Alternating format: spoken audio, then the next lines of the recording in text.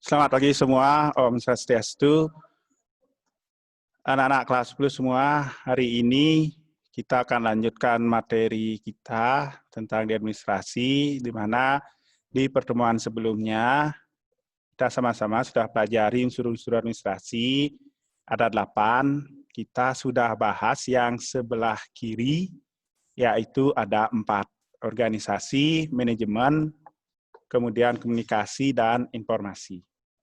Nah, kita lanjutkan anak-anak, setelah kita bahas ini, Pak harapkan anak-anak nanti bisa mampu menyampaikan atau mengerti unsur-unsur administrasi itu apa saja, menjelaskan secara singkat, termasuk nanti ada juga personel-personel administrasi ya. Nah, anak-anak, Pak ingatkan lagi, unsur yang pertama itu adalah organisasi. Yang jadi inti atau jadi kata kuncinya adalah wadah kegiatan. Sorry Pak, salah tulis ini wadah kegiatan. Organisasi adalah wadah kegiatan. Kemudian yang kedua, kalau masih ingat, manajemen. Manajemen itu adalah proses pengaturan. Kata dasarnya manage. Kemudian ada komunikasi. Komunikasi itu adalah proses penyampaian warta. Warta bisa diartikan sebagai informasi maupun berita. Informasi adalah pesan yang disampaikan. Berikutnya, ada personalia. Personalia itu adalah tenaga kerja, orang-orang yang bekerja, itu namanya tenaga kerja. Kemudian ada tentang keuangan. Keuangan atau pengalokasian uang, dana di kegiatan administrasi. Berikutnya juga ada sarana prasarana atau perbekalan. Dan terakhir ada hubungan masyarakat atau istilahnya public relation. Nah itu anak-anak ada 8 unsur dari organisasi, manajemen, komunikasi, informasi, kemudian ada personalia, keuangan, perbekalan, dan public relation. Pak lanjut dulu.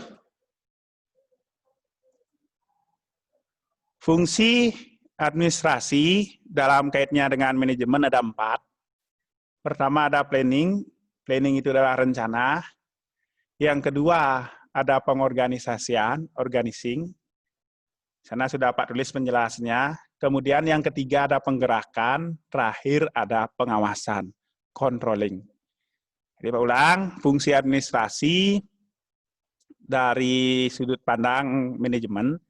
Pertama ada planning. Planning itu rencana. Apapun sebelum dilakukan, pasti direncanakan. Setelah direncanakan, planning itu rencana, mau apa? Itu rencana. Kemudian, organisasi bersama siapa? Kemudian, actuating itu sudah seperti apa? Kemudian, pengawasan apa yang sudah dicapai. Itu singkatnya, anak-anak. Jadi ada 4. Ini jangan sampai kebalik. Berikutnya, implementasinya. Pertama ada penerapan, ada perumusan tujuan, penyusunan program, buat struktur, menggerakkan orang, baru melakukan penilaian. Di dalam kegiatan administrasi selalu diawali dengan penerapan fungsi, kemudian menentukan tujuan. Setelah ada tujuan, dia atau mereka akan membuat program kerja. Program kerja itu dasar untuk melakukan sebuah pekerjaan.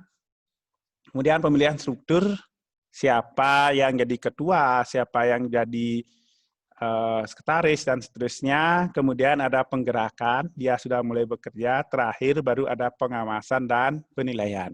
Seperti itulah gambarnya. Berikutnya,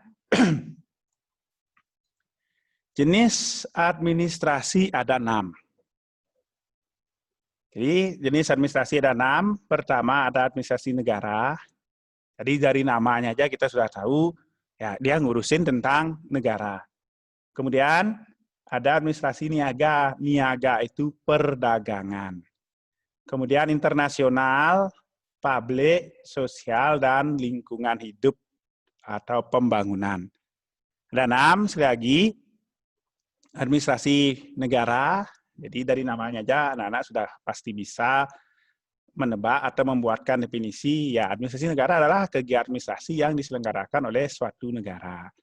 Niaga itu perdagangan. Internasional sudah. Internasional itu ngelibatin negara-negara di dunia. Publik itu umum. Kemudian sosial juga sudah biasa. Lingkungan hidup dan pembangunan. Itu ada 6 jenis. Berikutnya, perkembangan administrasi. Ini tolong diperhatikan. Ada 3 perkembangan. Pertama namanya adalah fase praaksara. Di fase praaksara itu berakhir pada tahun 1 Masehi. Praaksara itu sebelum mengenal huruf. Begitu mengenal huruf, tahun Masehi itu sudah berakhir praaksara. Jadi, tolong diingat, perkembangan administrasi yang pertama itu namanya fase praaksara. Fase praaksara berakhir pada 1 Masehi, tahun 1 Masehi. Sekarang kan tahun 2017, berarti 2020, berarti sudah 2019 tahun yang lalu kan gitu. Kemudian buktinya ditemukan prinsip-prinsip yang telah terlaksana di Mesopotamia, Babilonia, Mesir kuno, dan seterusnya. Ya, itu fase praaksara. Yang paling sering ditanyakan di fase praaksara itu adalah kapan berakhir. Ya, kalau kapan berakhir, jawabnya adalah 1 Masehi. Di Mesir, biasanya sering ditanyakan di Mesir itu sudah ada pembagian-pembagian. Ya. Berikutnya, fase sejarah hingga revolusi industri. Itu fase kedua. Fase kedua namanya adalah fase sejarah hingga revolusi industri. Di fase kedua itu berakhir tahun 1886. Kemudian cirinya lagi gereja Katolik itu memberikan kontribusi tentang hal hierarki. Hierarki itu susunan atau urutan. Kemudian otoritas itu kewenangan. Ada 2 tokoh di sana, yaitu pertama Niccolo Machiavelli, bacanya Niccolo Machiavelli. Dia berkontribusi terhadap pengembangan pemikiran administrasi dan manajemen. Jasanya adalah melakukan analisis tentang prince, itu manager job. Jangan dibaca princess ya, prince gitu. Serta prinsip-prinsip praktis. Jadi, sekali lagi dong diingat, fase kedua. Fase kedua namanya fase sejarah hingga revolusi industri. Berakhir tahun 1886. Kemudian gereja Katolik memberi kontribusi. Ini paling sering keluar di soal yang ada gereja Katolik itu pasti fase sejarah. Tokoh pertamanya Niccolo Machiavelli. Kemudian di revolusi industri ada namanya Richard Arkwright. Nah, Richard Arkwright itu dia memberikan kontribusi dalam efisien manajerial. Sedangkan ada yang ketiga, Adam Smith. Dia memberi kontribusi tentang pembagian kerja. Artinya pada waktu itu sudah ada istilah pembagian kerja yang dipopulerkan oleh tokoh yang namanya adalah Bapak Adam Smith. Nah, itu anak-anak di fase sejarah hingga revolusi industri. Fase kedua. Fase ketiga, fase modern. Fase modern itu dimulai tahun 1886 berlangsung sampai saat ini, sampai sekarang. Ada 2 tokoh juga di sana. Pertama namanya F.W. Taylor. F.W. Taylor itu dia menyoroti pada pelaksanaan pimpinan tingkat rendah. Ini ada 2, tolong diperhatikan. F.W. Taylor itu dia menyoroti pelaksana dan pimpinan tingkat rendah. Yang berikutnya, Henry Fayol itu, dia menyoroti golongan pimpinan tingkat atas. Yang tingkat bawah itu F.W. Taylor, yang tingkat atas itu Henry Fayol. Kemudian, Bapak Henry Fayol ini disebut juga Bapak Ilmu Administrasi. Jadi besok kalau ditanya, misalnya soal isi, siapa yang disebut dengan Bapak administrasi? Kamu jangan jawab Pak Yastike, jangan ya, Pak hanya ngajar aja. Yang disebut Bapak administrasi itu adalah Bapak Henry Fayol. Berikutnya, perkembangan organisasi dan manajemen pada fase sejarah terjadi pada permulaan abad ke-18. Ini tolong diingat, kapan perkembangan organisasi dan manajemen itu adalah permulaan abad ke-18. Kemudian, di perkembangan itu ada dua orang tokoh. Pertama namanya Charles, ini kurang Charles Babbage, tulisannya Charles Babbage. Charles Babbage itu dia menekankan tentang efisiensi. Kemudian dalam perkembangannya ada lagi nama F.W. Taylor yang tadi Bapak F.W. Taylor ini dikenal juga dengan Bapak pemikir tentang metode ilmiah di administrasi.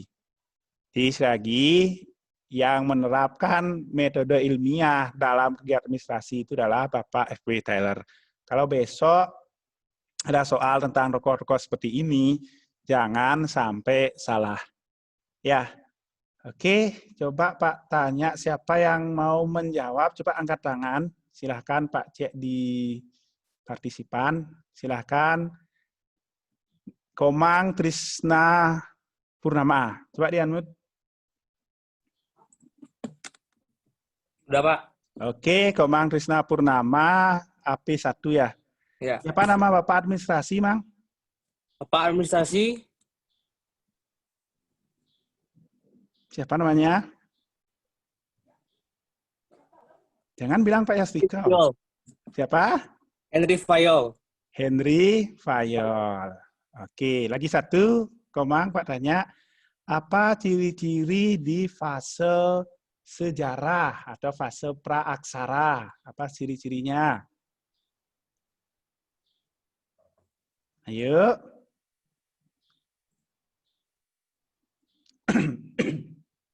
Apa ciri-cirinya? Berakhir pada tahun 1886, Gereja Katolik memberi kontribusi hal praaksara. Praaksara masa tahun 1886? Bukannya tahun 1 Masehi ya? Oh, berakhir pada tahun 1 Masehi. Dalam waktu fase sejarah ditemukan bukti-bukti dan prinsip-prinsip telah terlaksanakan kegiatan administrasi antara lain pada peradaban Mesopotamia, Babilonia, Mesir kuno, Tiongkok kuno, Romawi kuno, ya? dan Oke, itu aja. Ya. Oke, terima kasih Mang atas jawabnya. Yang kedua, Astiti Utari, AP9. Astiti Utari, dengar? Astiti Utari. Dengar, Pak. Oke, yang Pak tanyakan gampang saja. Siapa nama pemikir yang menggunakan metode ilmiah? Bapak yang memikirkan tentang metode ilmiah adalah F.W. Taylor. F.W. Taylor. Oke, coba jelaskan apa ciri-ciri di fase revolusi industri. Apa tentang yang terjadi tentang administrasi di fase revolusi industri?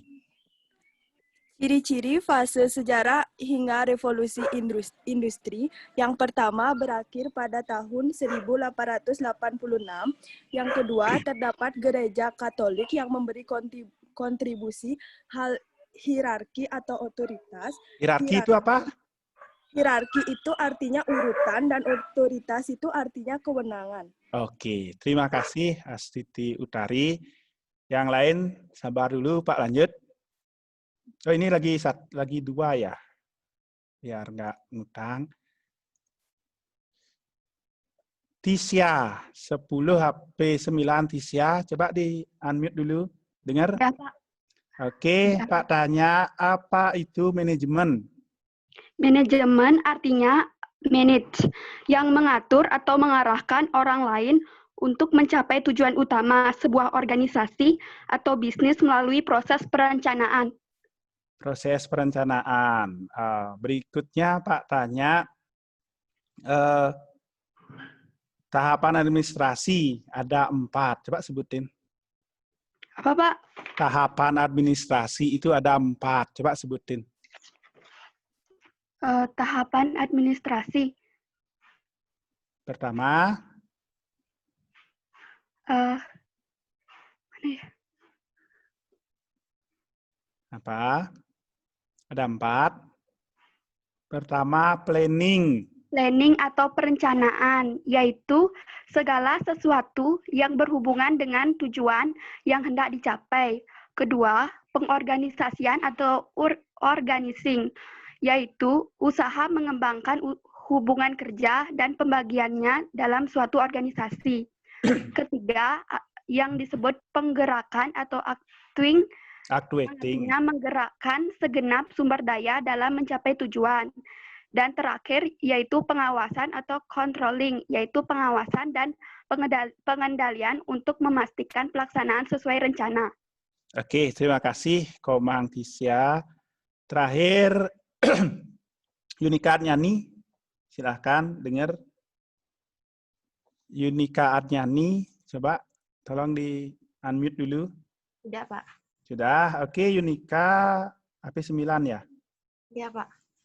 Yunika, Pak tanyakan apa itu komunikasi?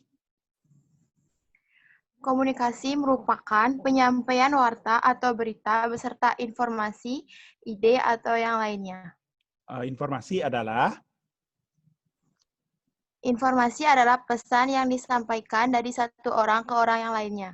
Apa syarat untuk biar terjadi komunikasi? Harus ada apa saja? Yang pertama, ada yang mendengarkan dan ada yang berbicara. Ada yang berbicara, ada yang mendengarkan. Yang berbicara namanya apa, Yunika? Kasih. Komunikator. Yang dengerin namanya komunikan. Ya. Oke, terima kasih Yunika. Pak lanjut dulu. Berikutnya, fungsi administrasi. Silakan diperhatikan, fungsi administrasi itu ada 5. Lihat, fungsi administrasi itu ada 5. Pertama, fungsi rutin. Caranya ingat, fungsi rutin itu menyangkut pengarsipan dan penggandaan. Itu caranya ingat. Rutin artinya pengarsipan dan penggandaan. Itu ditambahkan kata-kata sendiri.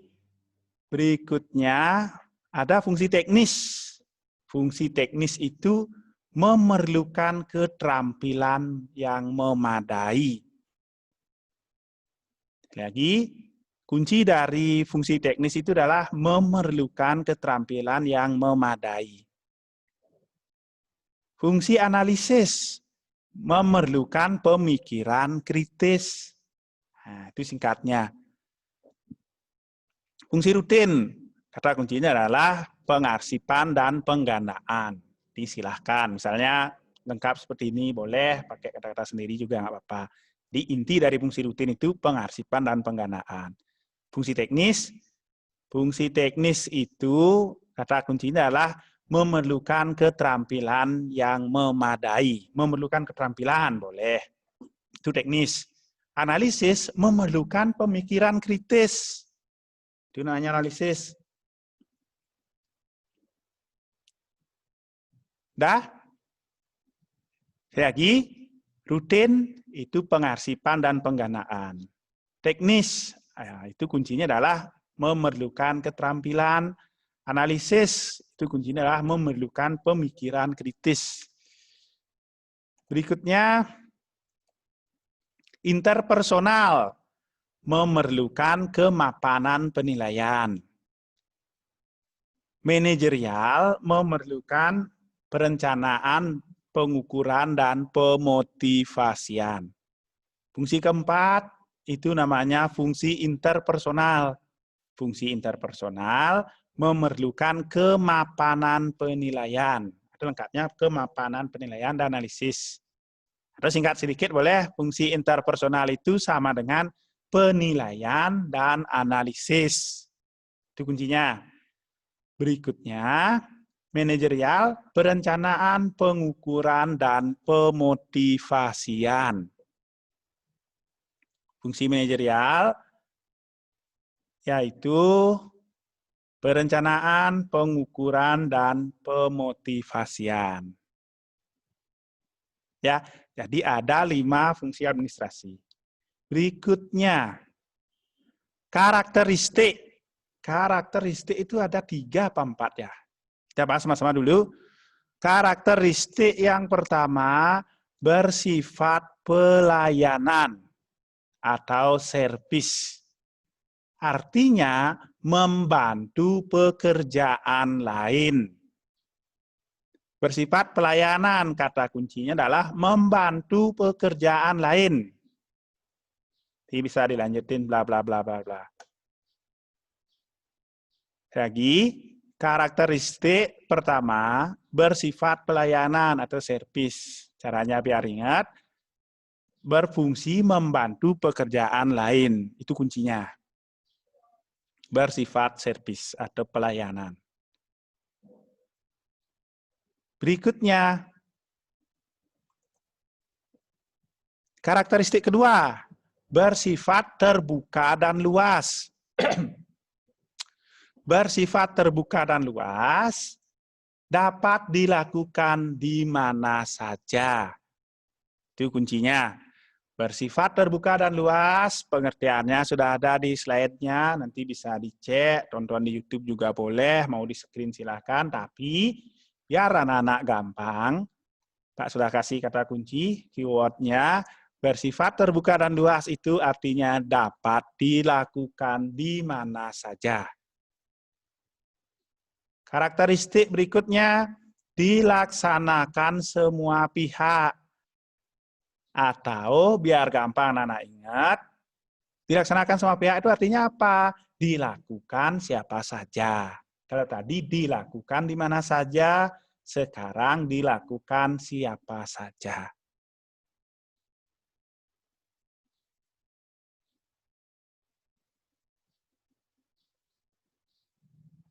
Berikutnya, jabatan. Ya, jabatan ada banyak, anak-anak kita bahas satu persatu, nanti lebih lengkapnya silahkan dicek, di listen juga nanti Pak akan kasih listen ini. Lihat aja dulu. Pertama ada namanya kepala kantor, pimpinan kantor atau direktur. Artinya orang yang bertanggung jawab terhadap kelancaran atau orang penanggung jawab, boleh. Kepala kantor, pimpinan, direktur itu adalah penanggung jawab. Jalan tidaknya perusahaan itu tergantung direkturnya. Berikutnya, di bawah direktur itu ada manajerial, manajer. Manajer itu memimpin pelaksanaan pekerjaan. Lagi, manajer itu artinya orang yang memimpin pelaksanaan pekerjaan. Kalau tadi direktur, tanggung jawab, dia penanggung jawab. Manajernya memimpin orang-orang biar mau bekerja. Berikutnya di bawahnya ada staf atau pembantu ahli yang ngambil kerjaan. Itu namanya staf, sesuai bidangnya. Lagi, direktur itu penanggung jawabnya, manajer itu yang mengomandoi atau yang memimpin pekerjaan, yang ngambil kerjaan itu namanya staf. Berikutnya ada personalia, HRD.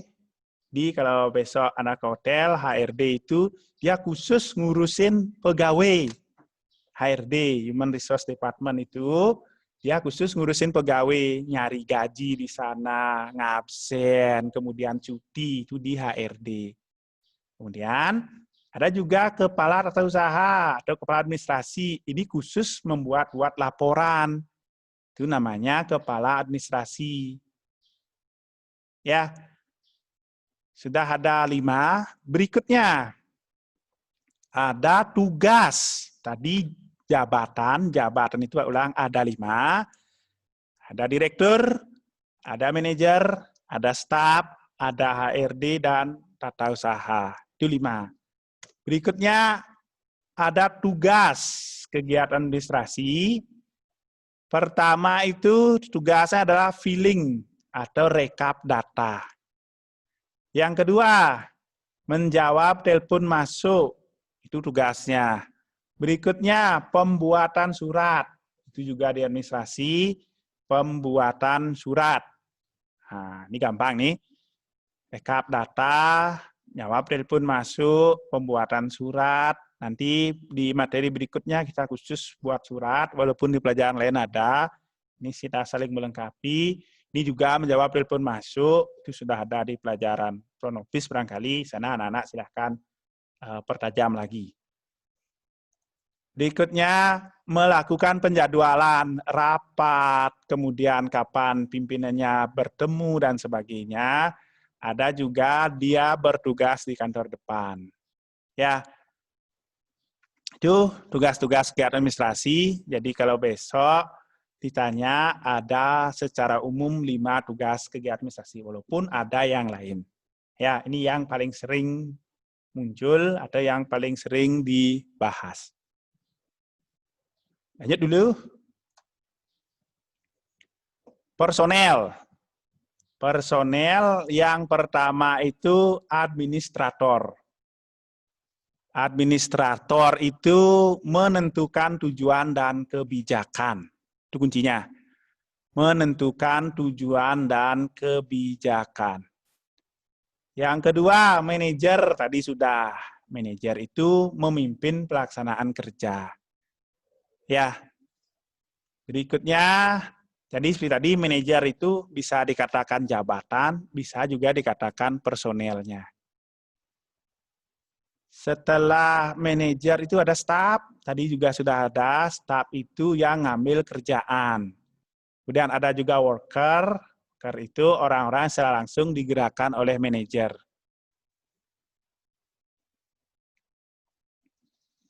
Nah, sudah? Oke, itu anak-anak. Pak ulang dari yang tadi.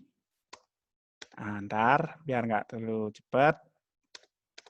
Nah, fungsi ada 5. 1, rutin. Rutin kata kuncinya pengarsipan dan pengganaan. Tolong diingat-ingat. Teknis itu memerlukan keputusan dan keterampilan. Analisis itu memerlukan pemikiran kritis. Interpersonal apa tadi? Kemapanan penilaian dan analisis.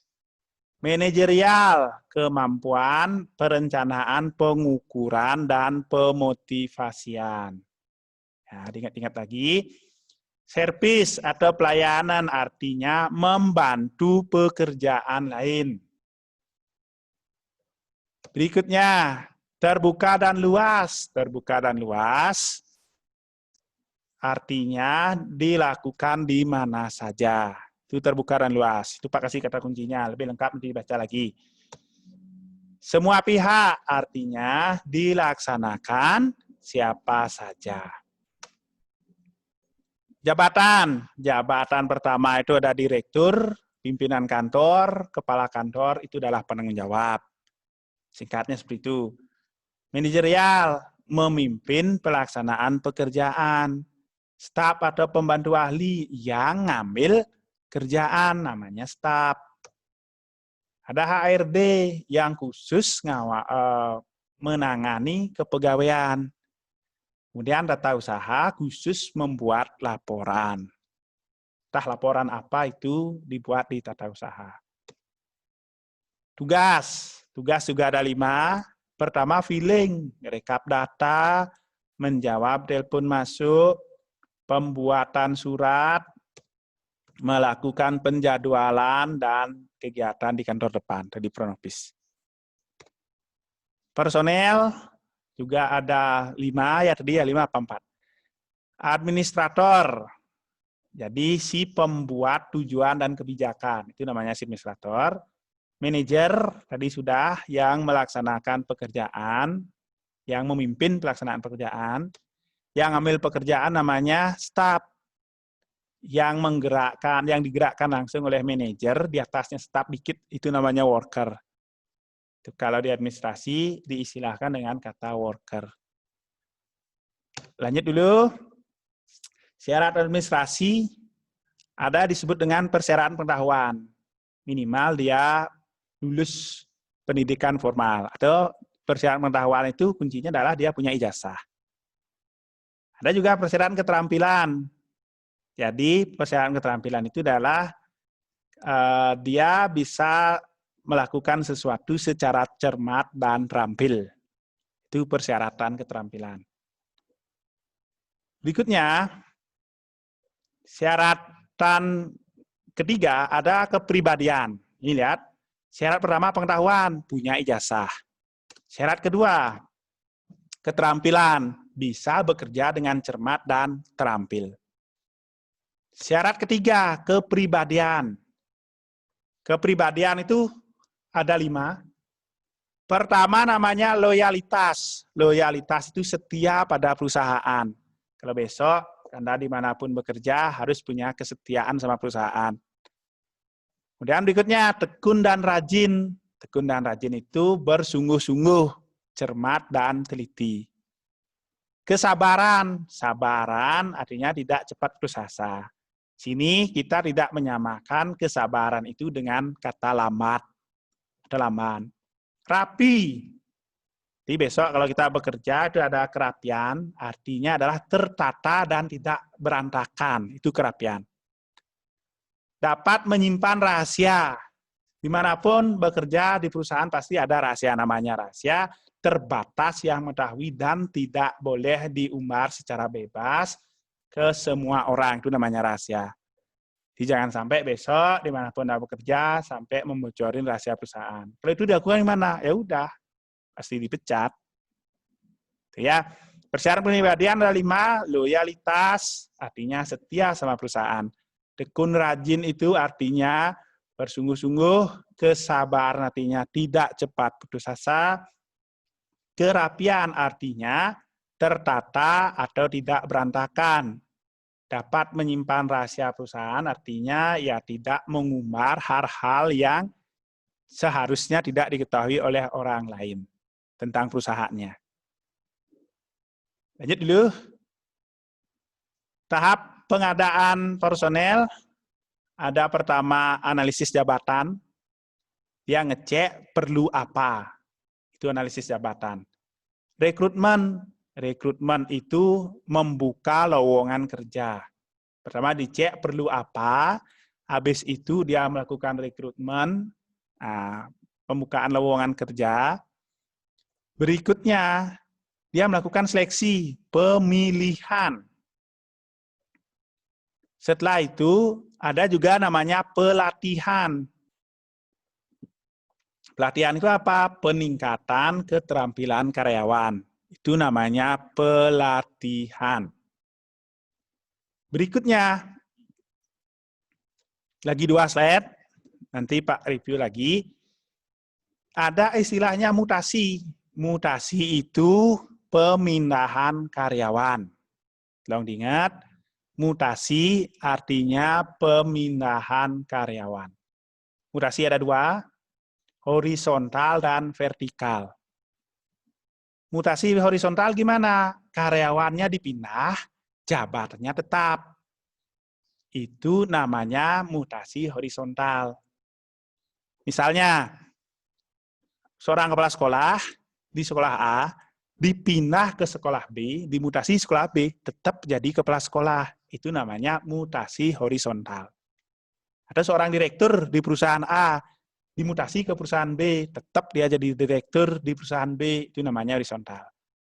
Berikutnya, mutasi vertikal. Vertikal ini bisa jabatannya dinaikkan, bisa jabatannya diturunkan. Kalau tadi kan tetap, awalnya direktur, dipindah juga jadi direktur. Sekarang beda. Kalau vertikal itu ada namanya promosi. Promosi itu misalnya sekarang dia sebagai pekerja, dipindahkan ke tempat lain sebagai direktur, itu promosi. Jadi mendapat jabatan yang lebih tinggi, promosi. Kemudian penurunan jabatan namanya demosi. Di sini dia sebagai direktur, habis itu dipindah ke tempat yang lain, misalnya cuma jadi staf biasa, itu namanya demosi. Ya, jadi pertama ada horizontal, tetap dari direktur menjadi direktur, tetap. Kemudian ada namanya promosi, dari staf dipindah, jadilah dia direktur. Itu namanya promosi. Kebalikan promosi, demosi. Awalnya direktur, dipindahkan menjadi staf biasa. Itu demosi namanya. Terakhir, ada pemberhentian. Pemberhentian ada 2, dengan hormat. Dengan hormat itu ya berhenti dengan atas kemauan sendiri, resign, atau mungkin pensiun barangkali. Kemudian ada pemberhentian dengan tidak hormat, di PHK. Ya, tentu sebelum melakukan PHK, pasti sudah dicek apa kesalahannya, sehingga seperti apa kinerjanya, sehingga tidak layak dipertahankan. Ya, dah selesai. Itu anak-anak, nanti dicek lagi. Ini Pak akan berikan di listen juga. Silahkan, nanti barangkali ada yang terlewat, anak-anak bisa tonton rekamannya lagi, atau nanti buka di e-learning di bagian listen. Pak udah siapkan. Sebelum Mbak akhiri, karena sudah waktu, Pak ingin sampaikan mungkin 2 hal. Pertama, kemarin Pak sempat umumkan untuk menghilangkan persen-persen di learning, tapi kayaknya siswa belum terbiasa. Pak sudah kembalikan lagi, mudah-mudahan itu membantu. Tapi harusnya sih nggak isi, tapi karena belum terbiasa, Pak kembalikan. Kemudian yang berikutnya, ada juga yang